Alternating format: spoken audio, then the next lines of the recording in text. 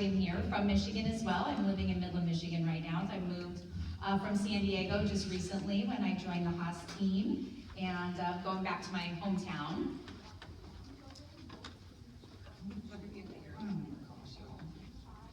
Okay, that's fine. So I think she gave you a little bit of my experience already. And but I recently joined HASS, like I said, but was working with HASS since its inception in 2020. And this is my dad's horse, Spirit. So as you heard, I started my career in animal welfare as an animal control officer, and this is a photo of me many, many moons ago. I am a member of the Association for Animal Welfare Advancement, and I enjoy my current role as the director of the Kent County Animal Shelter, and we're really excited today to present some of our amazing programs. So, why we're here today together. So HASS, and we'll go in a little bit about what HASS is and what HASS does, if I haven't spoken to you out in the vendor area. But just to give you an idea of where we started and why Kent County and I are here presenting together. As you can see, from Los Angeles to DC, we've been working with animal welfare organizations that truly embrace those strategies of making a positive and immediate change in their communities, like Kent County. So we recently partnered with Kent County on a human services initiative where we invited them all to do a roundtable discussion on pet families and barriers to accessing services. And really, again, starting that conversation, being seen at the table as a social service entity within your communities, and having the human services understand the impact that animals have on what they're experiencing at the time, how shelters in their communities can help, and understanding the barriers that they may purposefully or non-purposefully be putting forth to separate people and their pets.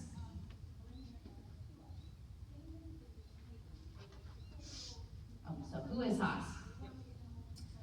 I've been saying it a lot of ways throughout the day, and you can kind of read here the fancy version of who HASS is, but it truly is about supporting people and pets and the shelters to improve outcomes for both.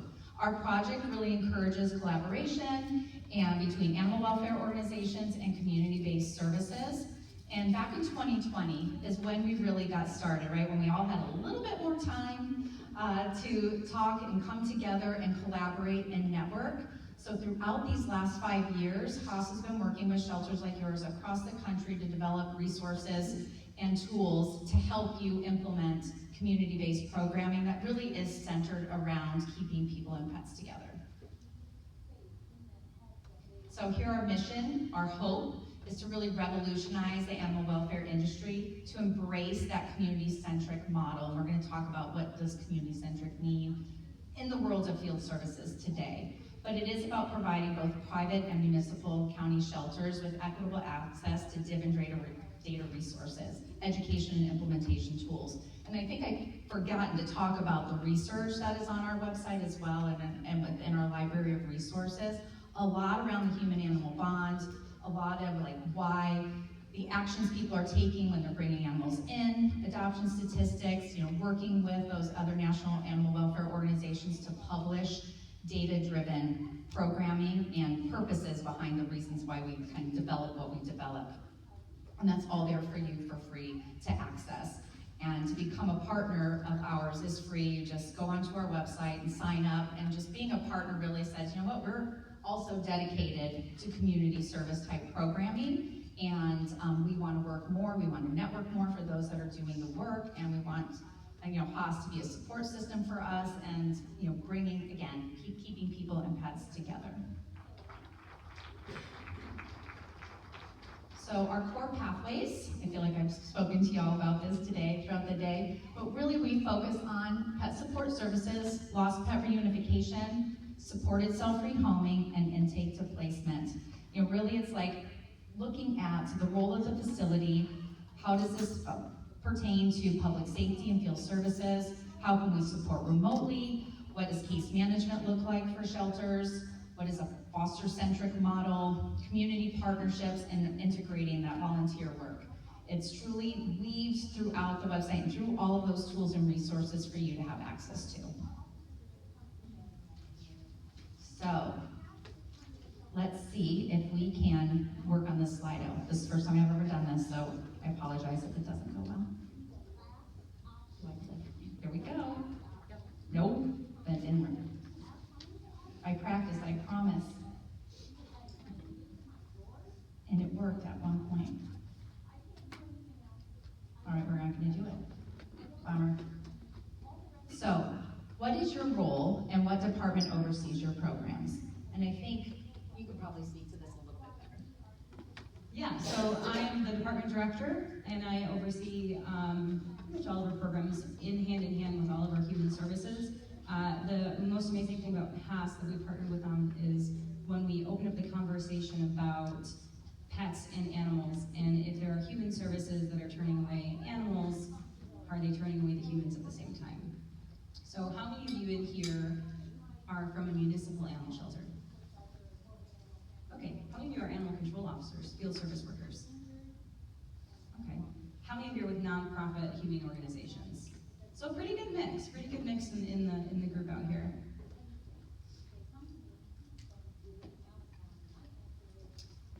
So, do you know what group represents the largest outreach team in animal welfare? You guys.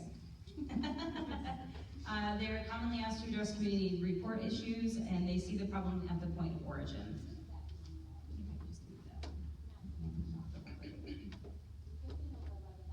So some of the current narratives that we hear are really, there's a lot of different ones, but are ACOs as progressive as they could be? Are they utilized to the best of their ability as a community resource? Because in reality, again, those ACOs are part of the largest outreach group that we have in animal welfare. They're in neighborhoods daily, they have contact with thousands of citizens. They see the problems firsthand, and they're in the best position to address problems. And it's often asked, are they doing everything they can? Or do they have the tools that they can do everything that they can?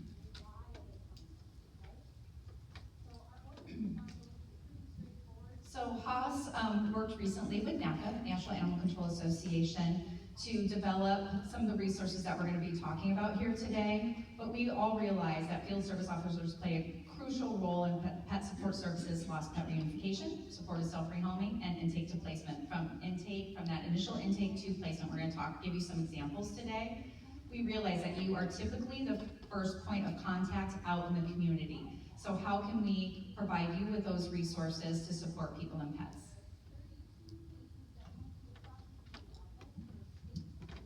So right now, and classically in a lot of animal welfare agencies, it's always been approached people and pets separately. So we think about helping animals, how we can help the animal with intake or food and different things that we have at our hands for resources. But classically we go, okay, we're all set with that, and we move on, but we don't necessarily stop to think about if somebody is struggling to provide food for their pets, what else are they struggling to provide? Are they in need of heat assistance? Are they in need of human food assistance?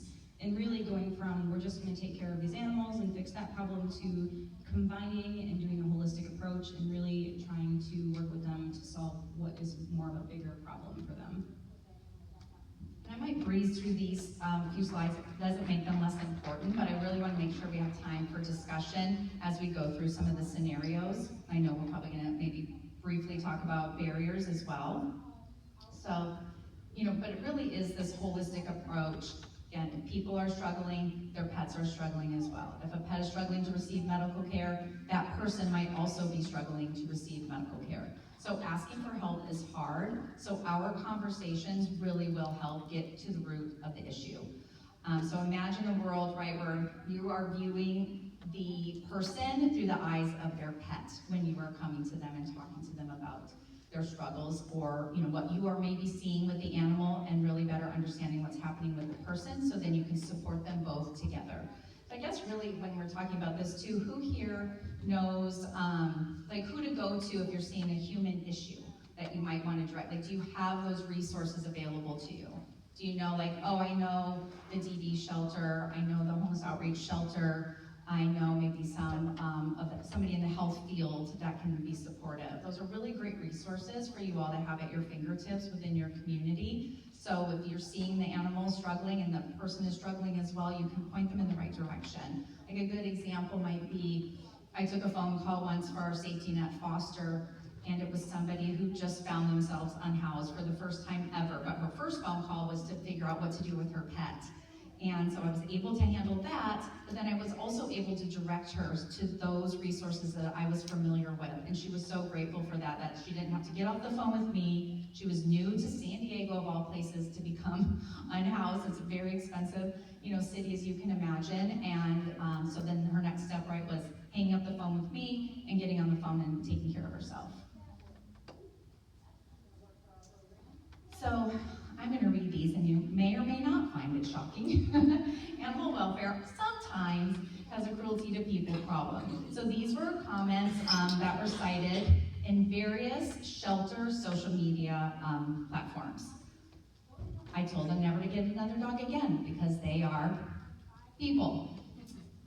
Crappy humans should never have dogs, cats, or children, or any other dependents. I would go live in my trailer, hitched to my Jeep in the Walmart parking lot before I would dump my dogs. Horrible people. Pray they never get another animal. If you can't afford a pet, don't have one. I imagine that is heard, maybe been heard, and sometimes, we just can't take it, and we maybe, say those things privately to each other, but it does just perpetuate those struggles that folks are having, and we're not really understanding each individual situation. And, we all realize that folks are struggling now, they always have, and really understanding and where the people are coming from is the key to these next few slides.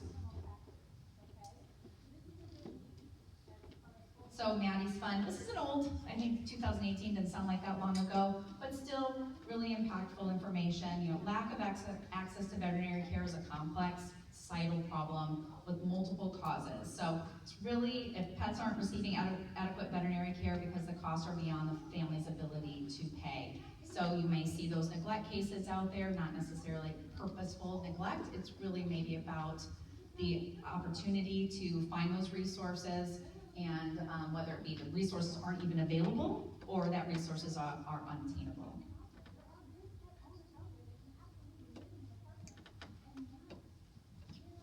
But a lot of times there are reactive responses, and they generally occur after a really highly emotional engagement, and this really forces the organization into acting in a haphazard way that kind of leads to overreaches by the department, the director, or the council. And some of the frustrations are, and I'm sure you've probably all heard of these, their complaint is ignored, the solution doesn't address the problem has been allowed to escalate beyond a nuisance to a public safety issue, and then there are always generally explanations, good, bad, or otherwise, as to why these frustrations exist.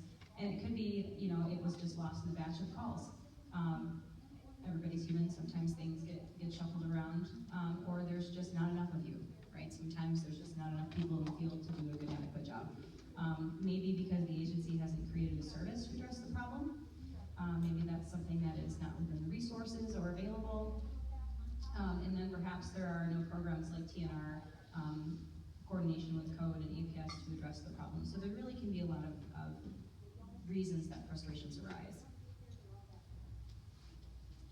But realistically, at the end of the day, we need to create proactive programs. And in pathways to support citizens' requests before frustration occurs or is escalated, proactive programs allow us to take time to understand the root cause and provide resources, information, or direct support.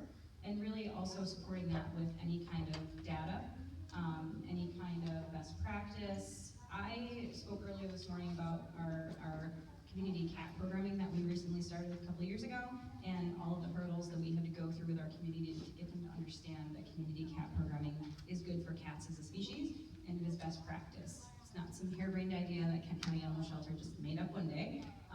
So having those proactive solutions and really ahead of time helps when you kind of get the grumblings, I guess you'd say. So we're going to talk a little bit about, we're going to ignore this slide. But maybe think on it. What type of programming would be most beneficial to your community? We realize every community is different. So we're going to go through some programming ideas. Community outreach.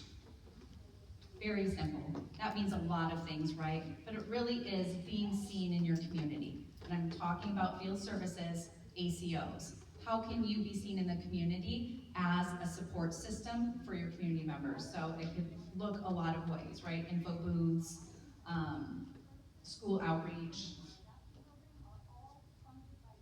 door-to-door connections. Just going and meeting the communities, we just talked about maybe not going into the right communities, knowing your community and knowing where and when you should go there is important, but you don't have to be going there for a reason. You want to go there maybe proactively. You have a pet, oh, how can we help you? How are things going with your pet? Do you know the services that our Humane Society offers or a local shelter? What can we do? Do you have situations that you need help with? Just really, again, understanding your community and being not the scary one that's coming to the door, being the resource that's coming to the door. Tabling and events, obviously very easy. That's building a different type of relationship. Typically doesn't cost a lot of money. It's great to be at your local wellness events, community events, or even government type resource events. Partnering with human services. We've just talked about this.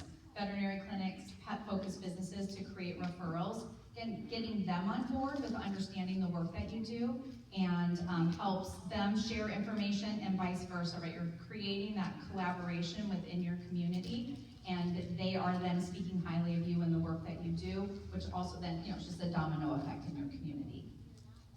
Providing food and supplies. Does anybody here have a pet pantry, either in your community, at your shelter, or a partner? Great. And there's, you don't have to have this full-fledged pet pantry. That can be scary, like where do you get the food, how do you access it, how do you staff it? But there's just basic ways. I don't know, like I was just in Columbia, South Carolina. Even though they have another group that provides the pet pantry, they also have an animal control team. But if they are donated the food, that's not what their shelter pets eat, so they make sure if somebody comes in, they have it, they provide it. And yes, we know storage and all of those things can be a struggle, but again, you have to remember we're talking about field services here. Maybe there's things that you can put in your truck.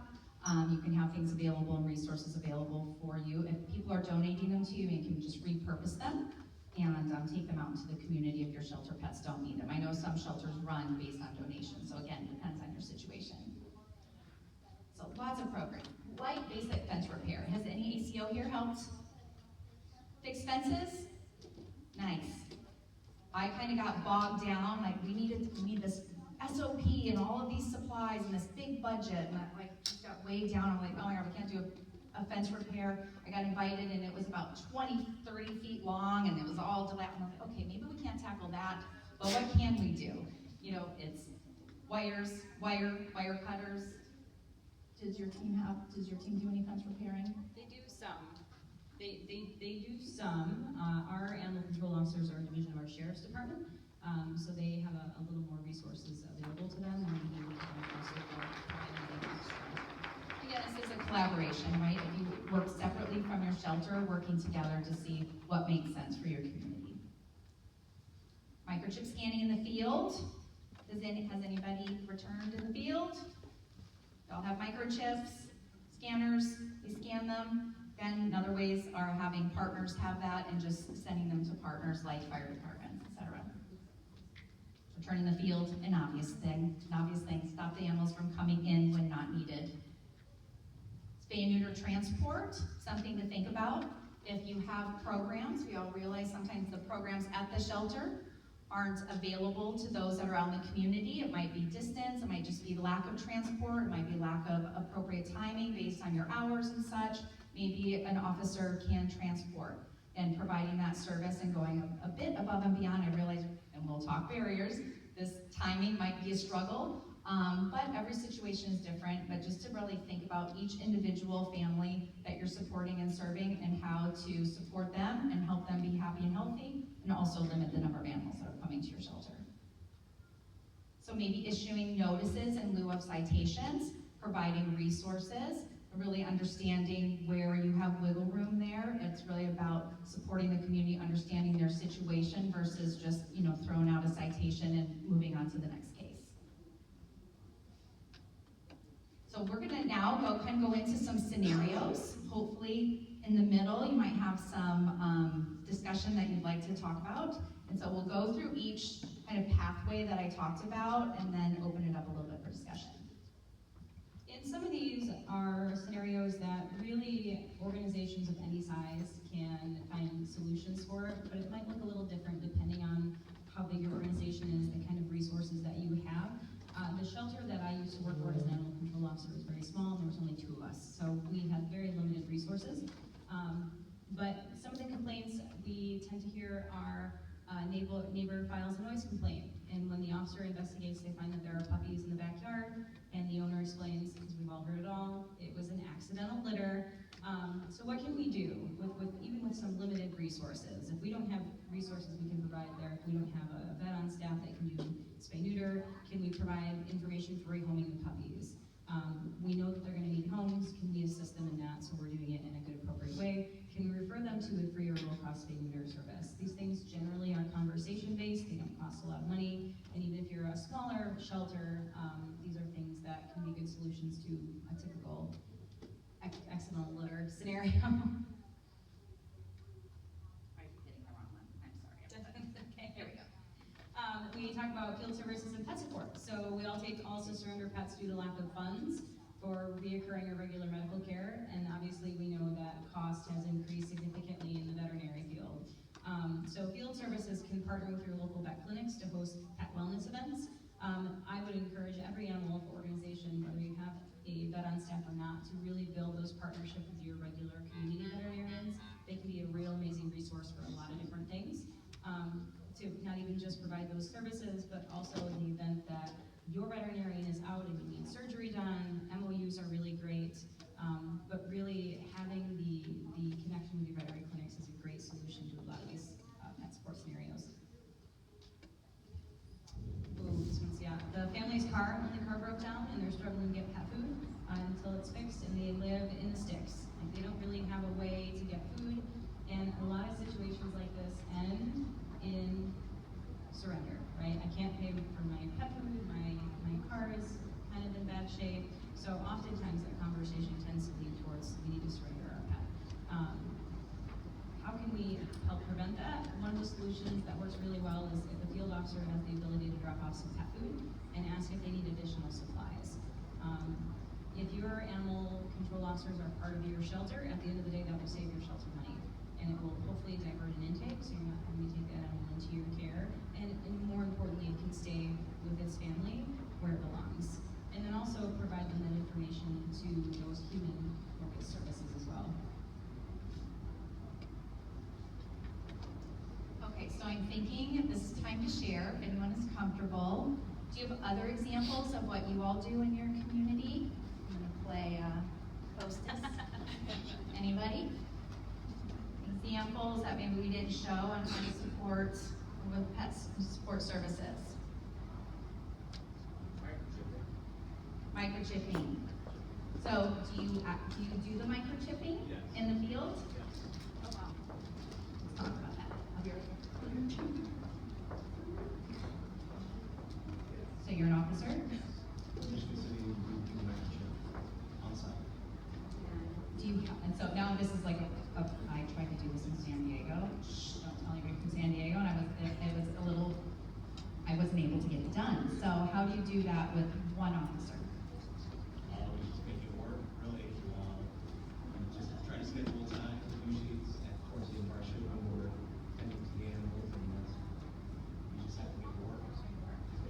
And you're safe, and it's effective, and one less pet that might come in, right? Thank you, that's fabulous. So officers can do those things in the field, especially when they're free, although you can't charge in the field too. So networking with any local animal behavior specialists or dog trainers in your area, especially the force-free trainers. I do a lot of work sending out emails to people saying, thanks for adopting your dog. Are you having any issues with it? If you do, here's some free help. Don't bring him back. I will help you keep him in the home. But making connections with local trainers. You know, I'll say that is something that really we're not covering today, but a study, if any of you have been on one of our webinars, our intake webinar, nuisance behaviors is one of the main reasons animals were getting relinquished, whether returned. And so just those basic things, not safety issues, people to pet and pets to pets, it was nuisance behaviors. So what can we be doing to provide more behavior support in the community? I feel like we'll go a long way. So just FYI, we're kind of looking at what does that look like for HASS in 2026 and how can we support shelters in implementing something, right, that will limit those behaviors that if we get to them fast enough, will stop that animal from coming in. In regards to microchipping, we hunted for grants, and we actually received grant funding, and we armed every police agency in Kent County with at least one, if not multiple, microchip scanners. We have 12 police agencies in the county. It's very big. But even if the funding isn't there for you as a shelter, being able to do those with grant funding is really helpful. So field services, again, we talk about lost pets in the field. One of the scenarios that is commonly encountered is a friendly, healthy-looking cat is outside the gas station, and no one knows the cat. It's just randomly hanging around. We all know that we shouldn't steal anybody's cat if it's healthy and friendly and good programming. A good solution, though, is for the animal control officers to look for a tag and scan for a microchip and utilize those scanners that they should have in their vehicles. If they find a match, take that little bit of time to call the person and try to make contact. It will save you a trip to the shelter, it will save the trip of cat to the shelter, and we all know that reclaim rates from the shelters tend to be pretty low for cats. A lost pet is reported in a neighborhood. So a lot of times people utilize social media, things like that, to chatter amongst themselves to help reunite lost pets.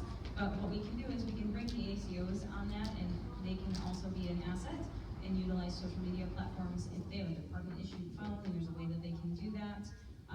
That way, anyone has posted that the found animal, they can see it, and they can kind of facilitate that.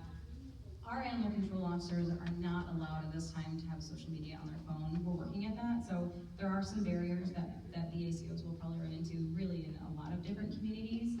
But if there's a way to utilize social media on the fly, that really is one of the best solutions.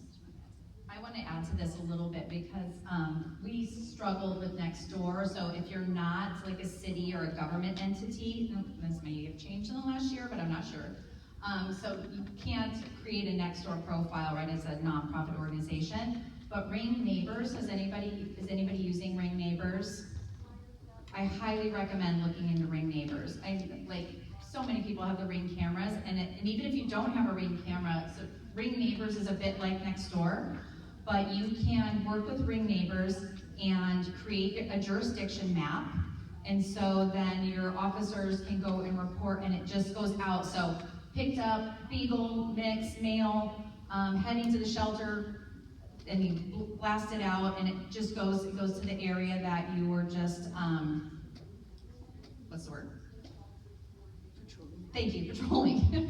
And so it really is I would look into it, and they'll work with you to create those specific logins for your team. So the shelter I used to work at, our pet reunification team had logins, the officers had logins. I think even like our intake team had logins as well. And I think a lot of us have heard this or been in this situation where somebody has a pet that's come to the shelter, the owner realizes that we have their pet, and we get the contact call that says, I don't have any way to come and get it. Our animal control officers are very busy, and so it can be difficult for us to try to get them to help transport. But we had a situation where one of the local police departments actually brought us a very chubby little Jack Russell Terrier last year. And about 20 minutes later, a little old man called and said, I think my dog got picked up. I think it was brought in. I really want it back. I'm 95, I have no family, and my dog is the only thing I have in my life that means anything to me. How do I get my dog back? So we put a call in and to the police department and said, we know that this is not something you normally do, but here are the circumstances. Is there any way that you will be able to pick this dog up and take it back home? Now, obviously, with intake, we have things like release signatures. There's usually some fees involved. So we have the ability to waive fees because the dog is only in our care for 20 minutes. And we actually did a DocuSign. We sent the gentleman a DocuSign, and the police officer took the dog, was able to take it back to the gentleman, and helped him with the DocuSign so we could get a signature for him to reclaim the dog. And it was a really good PR moment for the police department because they had the opportunity to share that, hey, we found a stray dog, it was really important to this gentleman, and we were able to return to him. It was a really sweet reunification, and it was a really awesome PR moment for the police department as well. But we don't know if we don't ask. So if you're an animal control officer and you have the time to do that, I would encourage to work with your shelter and your care team if that's a possibility. All right, so we only have 15 minutes and a few more scenarios to go through. So how about one example of pet reunification in the fields, or something that you all do that may be a little bit more innovative than what we just shared? Any ideas? Okay, we'll keep moving along.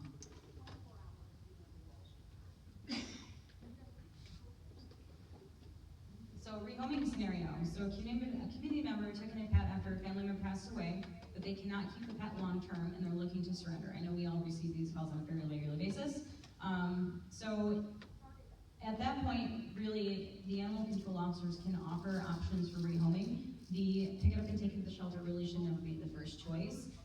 Is there a way that we can help do a home-to-home without the animal having to be in the shelter, having animal services physically go out and pick the animal up, utilizing resources, and really helping them, because the owners know their best, they know their pet's best, and they can be the most important part of that process if we can just allow them to try to have them rehome it and give them some tools to do that. And I just want to add, Adopt a Pet is here somewhere. And I would recommend, I know sometimes like printing materials, that is not within your budget. However, getting those resources available for folks and just being able to hand them the materials for the rehome sites is really valuable. And also, Adopt a Pet, at least a while back, they had little business cards, so you could ask them, we could go all inundate them and ask them if they have business cards they hand out that talk about their rehoming platform. So just something to think about. We're like, okay, how do I continuously, this doesn't take a lot of time, right? But it's remembering that the resources are out there, and sometimes just having something substantial to give to somebody is valuable. And with a focus on rehoming, if somebody's struggling to find an adopter, can we provide them a little bit of help with that? Can we give them some best practice information about taking photos and writing a bio, and really just giving them that extra hand to make sure that they can be successful in rehoming their pet?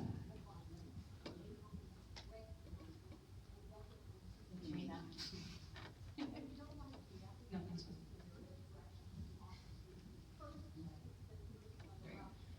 So if a community member is rehoming a pet or being too high energy for them to manage, again, those officers can provide information about like high energy, jumpy dogs, mouthy dogs, and behavior, or being able to refer them to any kind of behavior resource in your area. Oftentimes people don't have a lot of money or time to do full-on behavior training with their pet, but any information or support you can provide, again, is going to help them retain that pet, and it's one pet that's likely not going to end up back in your shelter. And this graphic here, has anybody used this graphic? It's been around for years. We love it, right, Sophia? Yan? Love them, love them. Love those resources. There's a website, which we should put on here, but, again, it's printing, but it's great resources. And then again, knowing who your trainers are in the community as well.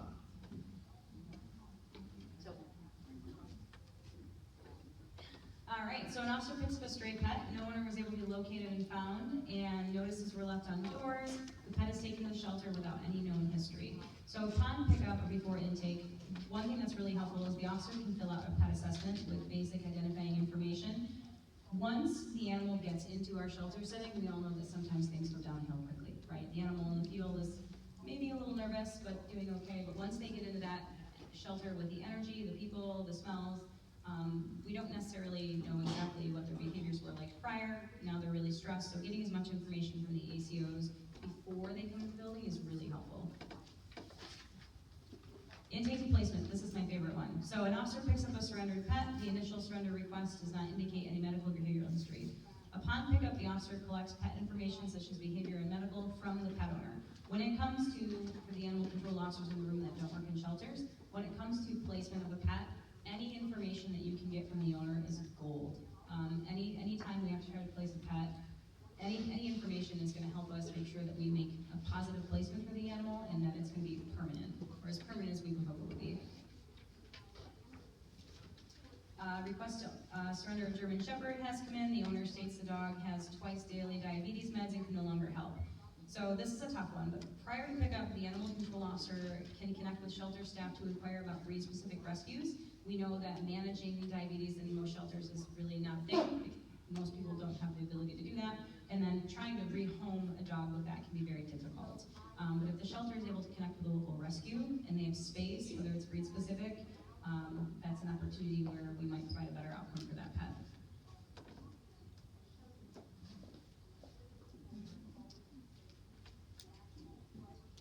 So I imagine many of you are thinking, yeah, that sounds great in theory, right? Great ideas. So I thought we could maybe talk about barriers, or if you have questions about how to bust through those barriers. And when I say barriers, I'm not meaning what the shelter's doing. It's really like what your well, it could be what the shelter's doing, but what your time might allow. I want you thinking of as yourself, as a humane law officer, animal control officer out there in the field. What might be a barrier to accomplishing some of this? Any thoughts? You just kind of throw them out, and maybe I'll try to bust it. I'd like to go back to the last scenario, if possible, Mhm. with the German Shepherd. Okay. We do a lot of giant breed and a lot of medical dogs. One thing that I have found is we get a lot of phone calls from folks who can no longer afford the diabetes medicine and stuff. A couple different programs out there, like GoodRx, have now started pet sides to their cards. That's something that the animal control officer or we as a rescue try to help them keep them in. Say, let's see if we can get a hold of them, or call your pharmacist and see if it's one of your prescriptions that's carried. A lot of times we are finding out that I've got one specific dog that is on a 25 milligram pill a day, twice a day. To purchase that pill, even on the GoodRx, is like $300 for a month's supply. But if my vet orders it for me in the 100 milligram size, it's on the $4 Walmart list. You're cutting the bill. Probably your best resource today. So it's something that's so tiny, but for us, has been allowed us to help families, especially seniors, keep their pets at home with them. And I think, this is just a good topic. Like, that would be something that we all don't know. But if you have this circle, right, of collaborators and partners that, you might call and say, hey, would you consider taking this animal in? You might be able to provide those resources. So keeping dialogue open and not just doing the immediate, okay, I'll take your dog, take it to the shelter. It's really stopping and thinking, what can I do in the moment? And there might be some of those moments where it's just not gonna happen, right? But just taking it piece by piece and really taking this moment, not all the moments that you've gone through the last day, week, years, and understanding what can we do for this person and this pet right now. Any other barriers that you can think of? I mean, I would imagine not enough time in the day would be one, but, and budget. So, in conclusion, actively supporting these types of programs, officers can really enhance the overall effectiveness of community-oriented animal welfare efforts and improve outcomes for people and their pets. We realize safety is a big part of the work that you all do, and we want people in the communities to be safe. And just like I think Cameron talked about, we're not keeping all the animals out in the public and ignoring them all. It really is taking them each as an individual, and how can you play a part in keeping those family and pets together, working with your shelter, if you're not a shelter and you contract with the shelter, understanding the rescues in your community, and really understanding the resources in your community. And you can find your resources here. If you want to QR code it, again, you get these slides later. And the resources that you're going to be directed to are the field services toolkits, we're calling them, that were collaborated on with NACA in each of these 4 pathways. And just kind of the how-to to implement even a little tiny piece of what you learned today. So, of course, we want to thank our sponsors that provide HASS to be able to provide this work for you. And does anybody have any questions? We've got about 5 minutes, so if you have questions, we've got time for them.